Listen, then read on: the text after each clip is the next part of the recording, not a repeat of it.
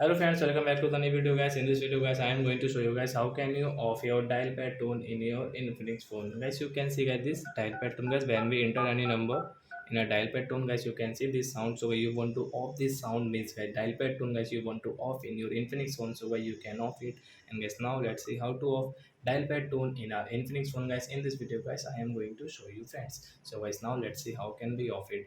So first of all guys, open your phone setting to off your dial pad tone, then guys scroll it, and guys you can see your sound and vibration. So I step here, again scroll guys, then guys you can see your dial pad tune. So we will off from here guys.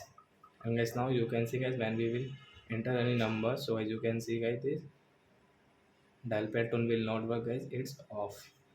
So I hope friends we have understood how to off dial pad tone in our Infinix phone. So that's it guys, thanks for watching. So guys, now we will meet on next video guys with new topic.